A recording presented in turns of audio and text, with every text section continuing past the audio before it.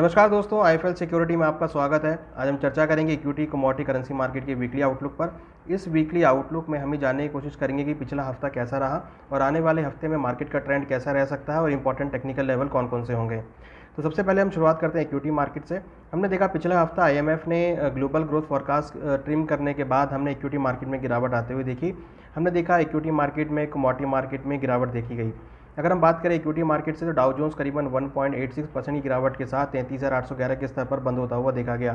Sensex में करीबन 2.15% की गिरावट रही और सेंसेक्स के अंदर हमने देखा करीबन 57,197 के स्तर पर बंद होता हुआ देखा गया। निफ्टी में भी करीबन 1.74% की गिरावट रही और निफ्टी करीबन 17,171 के स्तर पर बंद हुआ।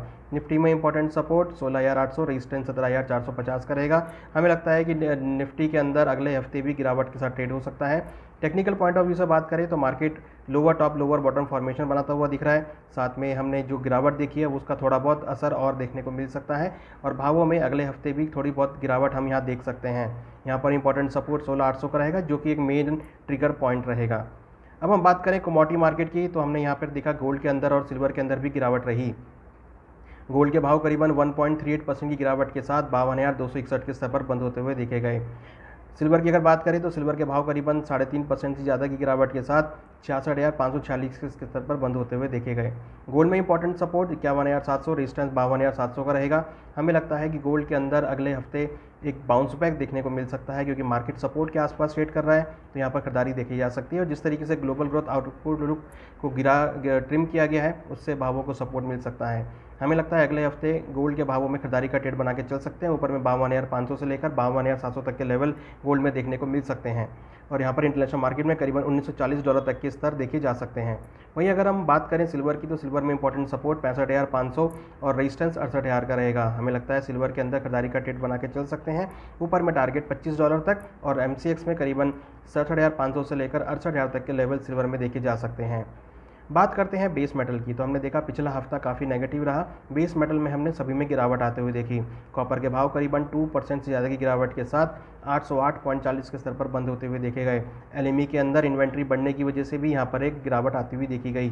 साथ में हमने देखा ग्लोबल ग्रोथ फोरकास्ट कम करने की वजह से डिमांड आउटलुक थोड़ा नेगेटिव होता हुआ दिखाई दिया, जिसकी वजह से बेस मेटल में नरमी देखी गई। वहीं हमने देखा कि जिंक के भाव एक रेंज बाउंड फ्लैट क्लोजिंग में रहे। एल्युमिनियम के भावों में भी हमने गिरावट आते हुए देखी। कॉपर में इंपॉर्टेंट सपोर्ट 795, रेजिस्टेंस 820 का रहेगा। यहाँ पे टारगेट करीबन 795 से लेकर 790 तक हो सकता है, तो यहाँ पे अगले हफ्ते के लिए बिकवाली का सलाह दी जाती है। जिंक की अगर बात करें तो जिंक के अंदर हमने फ्लैट क्लोजिंग देखी है। जिंक में इंपॉर्टेंट सपोर्ट 364 का, रेजिस्टेंस 377 का रहेगा। हमें लगता है जिंक के अंदर भी बिकवाली का ट्रेड ले सकते हैं। नीचे टारगेट करीबन 364 से लेकर 362 तक का लेवल देखा जा सकता है। एल्युमिनियम की अगर बात करें तो एल्युमिनियम के अंदर भी हमने डाउन ट्रेंड आते हुए देखा है। एल्युमिनियम में करीबन 1.49% की गिरावट रही और एल्युमिनियम के भाव करीबन 268.35 के स्तर पर बंद होते हुए देखे गए। यहाँ पर इंपॉर्टेंट सपोर्ट 262 का, रेजिस्टेंस 275 का रहेगा। हमें लगता है यहाँ पर बिकवाली का ट्रेड ले सकते हैं। नीचे टारगेट करीबन 262 से लेकर 260 तक देखा जा सकता है। अब हम बात करें एनर्जी सेगमेंट की तो यहाँ पर भी हमने एक बड़ी गिरावट आते हुए देखी। हमने देखा क्रूड के भाव, नेचुरल गैस के भावों में गिरावट देखी गई। क्रूड के भाव करीबन 2.98% की गिरावट के साथ 7,824 के स्तर पर बंद होते हुए देखे गए। क्रूड में इंपॉर्टेंट सपोर्ट 7,500 और रेजिस्टेंस 8,100 का रहेगा। हमें लगता है कि अगले हफ्ते क्रूड में गिरावट के साथ ट्रेड हो सकता है। यहाँ पर टारगेट करीबन 7,500 से लेकर 7,300 तक देखने को मिल सकता है। नेचुरल गैस के भावों में भी यहाँ पर एक बड़ी गिरावट देखने को मिली। करीबन 8% की गिरावट के साथ नेचुरल गैस के भाव 520.40 के स्तर पर देखे गए।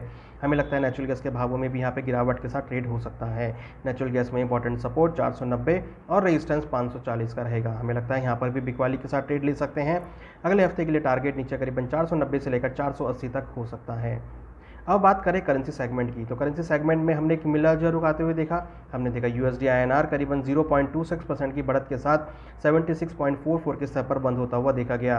USD INR में इंपॉर्टेंट सपोर्ट 75.80 और रेजिस्टेंस 76.80 का रहेगा। हमें लगता है अगले हफ्ते मार्केट इसी रेंज में ट्रेड हो सकती है और यहाँ पर बाय ऑन डिप्स की स्ट्रेटजी देखी जा सकती है। बात करें JPY INR की जो कि काफ़ी बड़ी गिरावट के साथ ट्रेड होता हुआ देखा गया। JPY INR में हमने करीबन 0.25% की गिरावट के साथ 59.68 के स्तर आते हुए देखे। हमें लगता है JPY INR में भी यहाँ पर एक लोअर लेवल पर खरीदारी देखी जा सकती है। मार्केट ओवरसोल्ड जोन में ट्रेड करती हुई दिख रही है। यहाँ पर इंपॉर्टेंट सपोर्ट 59, रेजिस्टेंस 60.60 का रहेगा। यहाँ पर लोअर लेवल पर खरीदारी का ट्रेड बना सकते हैं। यहाँ पर एक बाउंस बैक देखने को मिल सकता है। अब हम बात करें एग्रीकल्चर कमोडिटी की, तो यहाँ पर हमने गिरावट आते हुए देखी।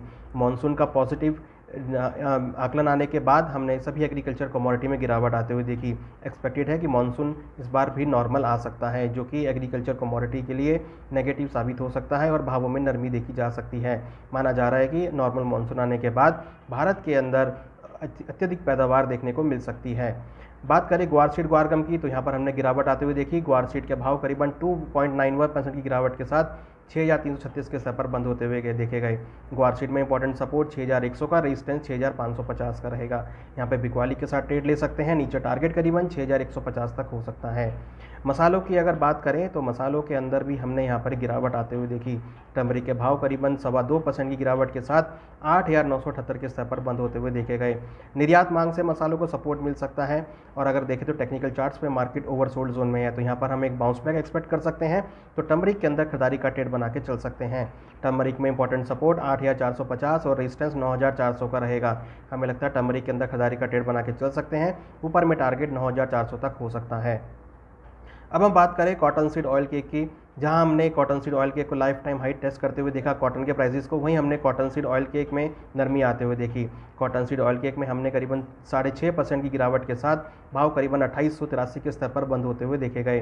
कॉटन सीड ऑयल केक में एक्सपेक्टेड है कि आने वाले दिनों में कुछ और नरमी देखने को मिल सकती है। हायर लेवल पर डिमांड कम होने की वजह से भावों में नरमी देखी जा सकती है। कॉटन सीड ऑयल केक में इंपॉर्टेंट सपोर्ट 2650, रेजिस्टेंस 3050 का रहेगा। एक्सपेक्टेड है यहाँ पे बिकवाली का ट्रेड बना के चल सकते हैं। नीचे टारगेट करीबन 2650 तक देखने को मिल सकता है। तो हमें लगता है अगले हफ्ते एग्रीकल्चर कमोडिटी में कुल मिलाकर एक नरमी के साथ ट्रेड देखने को मिल सकता है। आशा करते हैं आपको ये वीडियो पसंद आएगा और आपको अपने पोर्टफोलियो बिल्डअप करने में हेल्प करेगा। बने रहिए IIFL सिक्योरिटी के साथ, इसी तरह की इंटरेस्टिंग वीडियोस आपको मिलती रहेंगी। आप हमारा IIFL सिक्योरिटी का टेलीग्राम चैनल सब्सक्राइब करें, ट्विटर चैनल सब्सक्राइब करें, यूट्यूब चैनल सब्सक्राइब करें, जहां पर आपको ऐसी इंटरेस्टिंग वीडियो मिलती रहेंगी जो कि आपको पोर्टफोलियो बनाने में काफ़ी हेल्पफुल साबित करेंगे। Thank you.